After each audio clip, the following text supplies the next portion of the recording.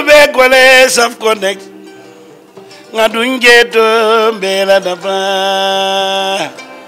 Molu be kwale saf connect. Ngadunje to bela daba. Nyunu be garandiro la, nyunu be jinole. Ngadunje to bela daba. Lamin jam anala dimba. Ngadunje to bela daba.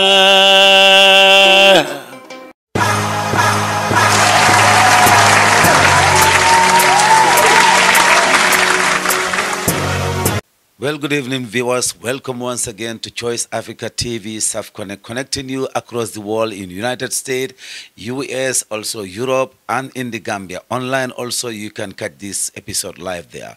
Tonight, our mission is to meet the GRA regarding the closure of Daily Observer fact-finding mission.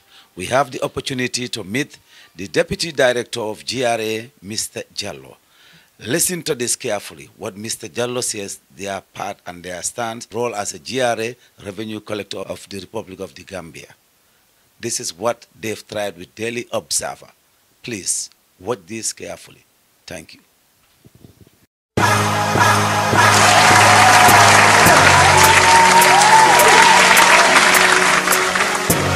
My name is Jallow. I am the Deputy Commissioner General and also the Commissioner of Domestic Taxes at the Gambia Revenue Authority.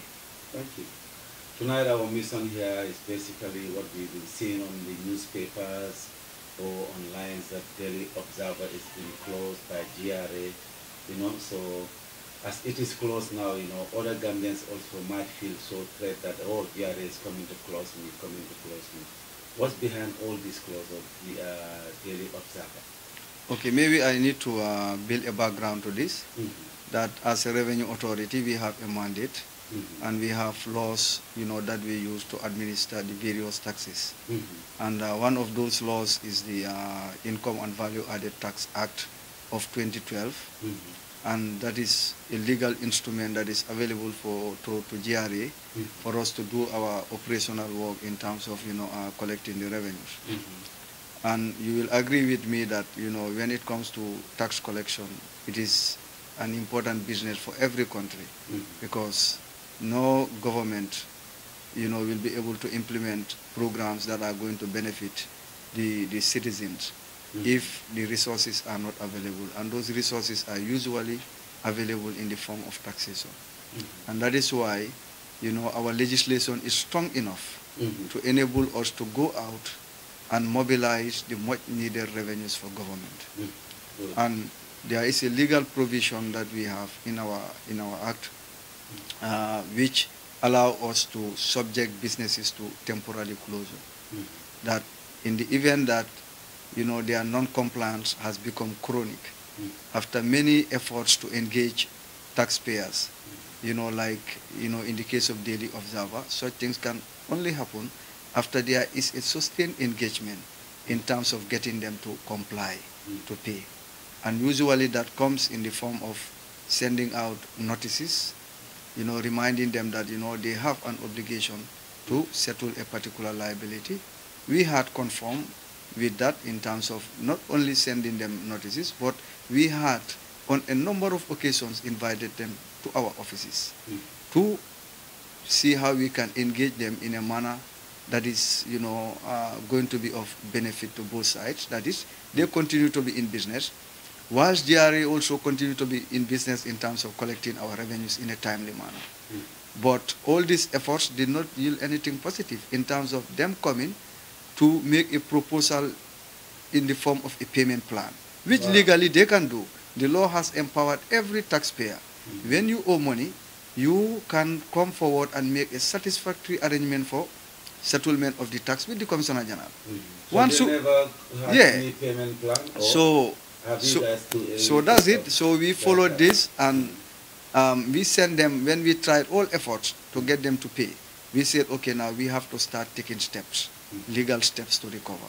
We send them a legal notice written by our lawyers, in the Revenue Authority, to tell them that, if they fail to settle, we will take further steps in terms of recovering these amounts. And one of those steps also include going to court So we decided to start with the first step, and that is to subject them to a temporary closure. What we had done in Daily Observer is called temporary closure. We cannot subject any business to permanent closure. Okay. We cannot. And what's the duration for this? 2 weeks.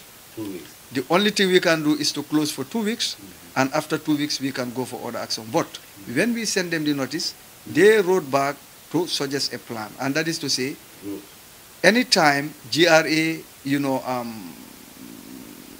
they render a service, for GRA and we are to pay, we take 60%, and they take 40%. That is like anytime we are advertising. Advertisements are not a regular business for GRA. It's not like every day we are advertising or every month. So imagine for advertisement payments that are not even more than 50,000 or so, in a month. Now you're talking about a total liability of 17 million plus. Okay. How long would that take? So which means that they did not present a credible plan that is to the satisfaction of the Commissioner General. And on that basis, we proceeded with the first line of action to subject them to temporary closure, which is in line with our law. Okay. Yeah. And if I can hear, how much does the Daily Observer owe you guys? And for what period was this? Well, it's maybe I have to look at the records, but it's liabilities that date back to maybe sometime around 2007 and coming forward. It's so many years put together. That's 17 million. It's so many years of, taxes owed. So that just tells you that they have a long history of non-compliance. Why you don't close them since that time? Yeah, that's true. You can see why we didn't close them, but like I said, all these things is steps. But records, we have records, both at the level of GRA and at the level of Daily Observer, showing that we have been engaging them in a manner that is very fruitful, in a manner that shows that, we don't just go and stop businesses from operating like that. But like I said, this is a process. And this process has started even before the change of government. Records are there showing meetings even just prior to change of government, showing the resolve of GRA to make sure that, we get Daily Observer to comply. But like I have said, it's a journey. We have reached the point where we have to, use other methods of recovery. Since, the dialogue did not yield any positive results. And like I said, we have a mandate. They have the right to be in business, but we also have the right to exist and to implement our laws. Very clear. Yes. And what will happen if Daily Observer fails to comply within these 14 days? Is there no other course of action other than closing the company? We are going to court. We're going to court after the 14 days? Exactly. Okay.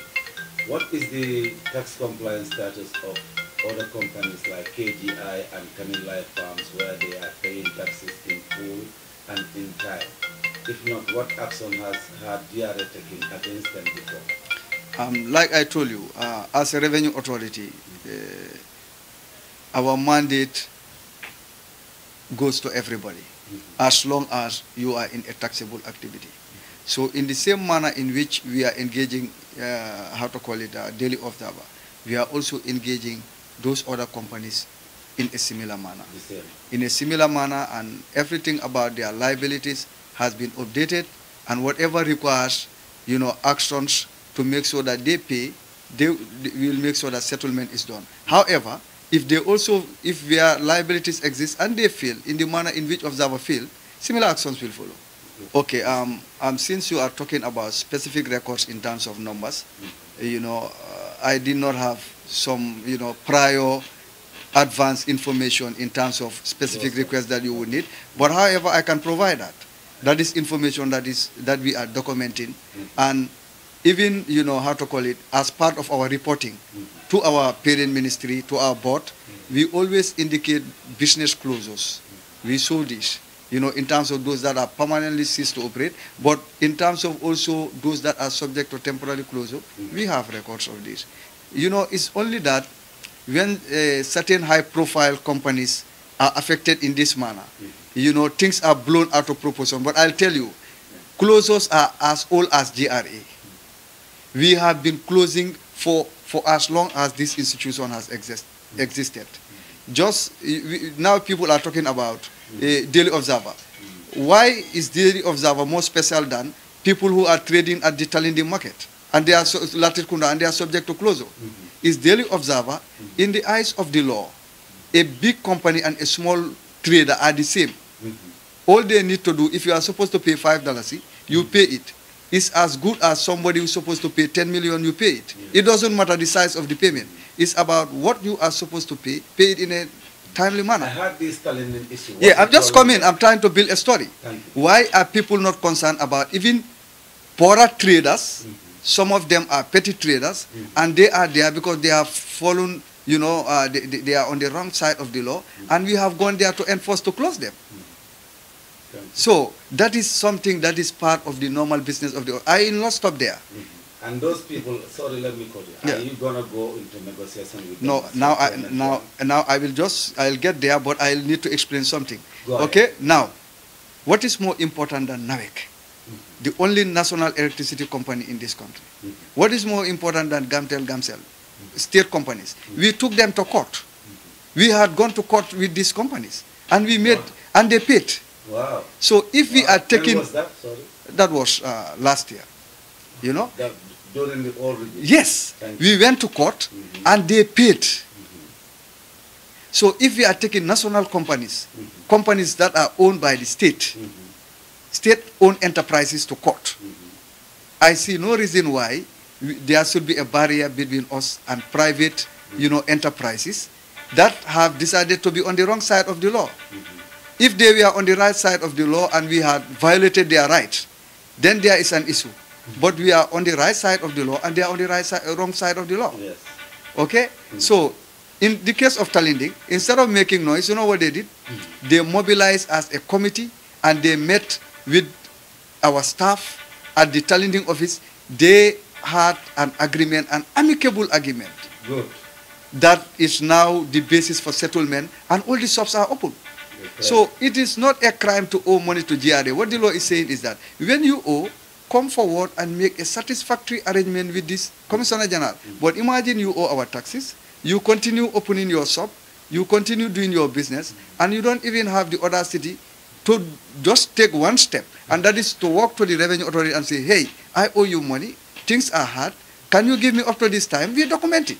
And you go your way. Mr. Jallow, the way you're explaining this is very easy, and it's like no hard feeling, no political pressure behind, nothing like, you know, we just don't like observer. The government is not even aware of our, maybe they must, maybe they will be aware. So you've been doing all this with observer, trying to talk to Pamodu, I am telling you, negotiate some payment I will tell you, formally and informally, even when I meet with Pamodu, outside, I remember there was a forum where we met. I am telling you, even informally, I would tell him we need to do something about this. So I think for me, if they had taken full responsibility for the liability and act in a manner that gave us confidence that they are ready to pay, there is no way why we'll disrupt their activities. We in GRA, we believe that the media is the very way, the importance that we are attaching to the existence of GRA is the same important. Because national development is about everybody's doing your part. Imagine GRA only in this country without the media playing their role. Something will be missing in the development of this country. Definitely. Yeah. Definitely. So, for a yes. Point newspaper. Yes. And Standard. Yes. They've been paying or I will just give you an example about Standard. Yes. Just prior to the change of government, I remember we went there to close them down. Yes. To close, we were physically on the ground to close them, and they came and sorted out their situation. And that is why I'm saying it is not a crime to owe tax, but it is an act of, you know, reluctance to pay. If you owe and you reluctantly fail to come forward and make an arrangement. So our doors are open. Make an arrangement that is based on confidence, that we have the confidence that this is a credible arrangement you are making, and based on whatever agreement that we have, you know, settlement would be done. So we wouldn't mind. We would give you the time.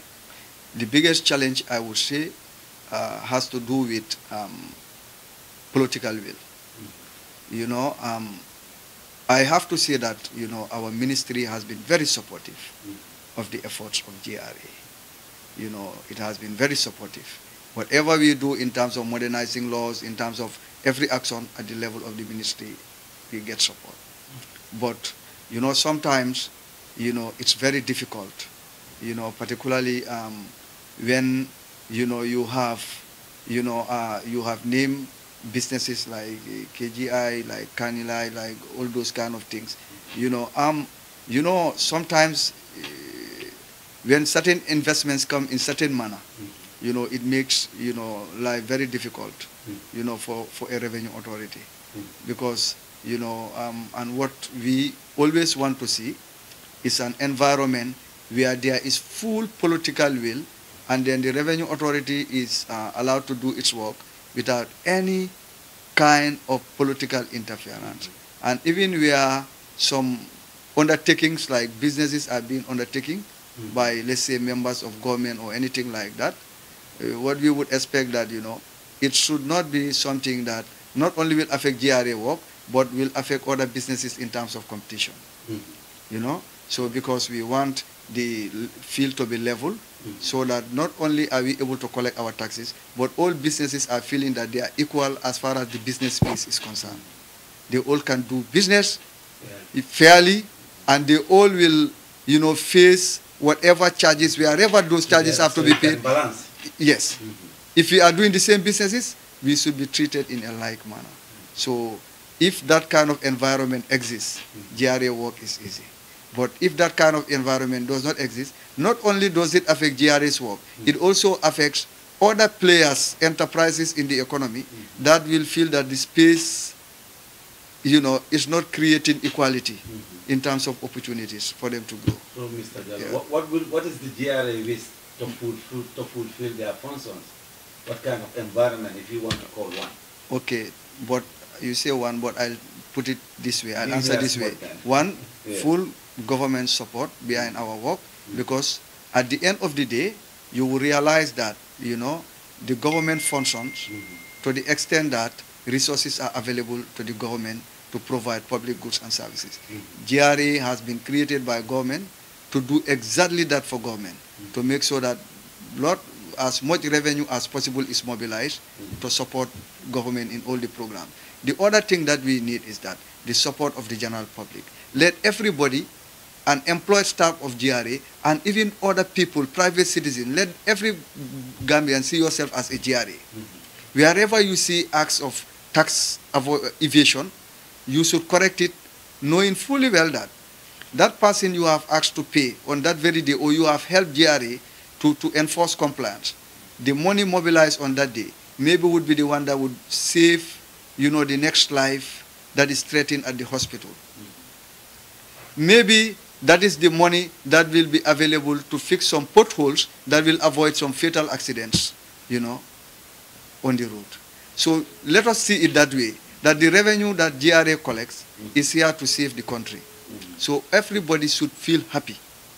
The business community, the citizens, everybody should feel happy that you are a taxpayer. Because then you can look at your government and say, I am putting money in your hands, so I can ask for where development goes to. I always say this, if you are not contributing in any way to the coffers of the government when you are supposed to contribute, should you say that the government is working or is not working? You should not. So the best way you can participate as a citizen is pay your tax, and then you can participate fully as a citizen. Yeah. Thank you, Mr. Jallow. What is the way forward with Observer now?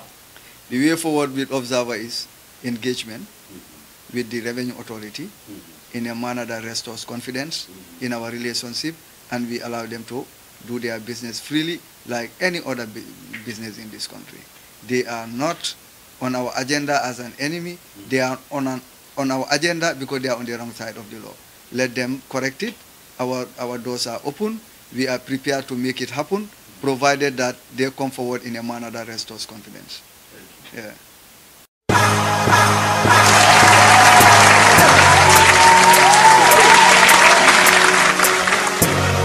Well, I must say thank you. Well explained, well said by Mr. Esa Jallow, Deputy Commissioner General of GRA, regarding the closure of Observer, Daily Observer, and also even the Talindin, what's happening there yesterday, how they met with the local residents of Talindin Market.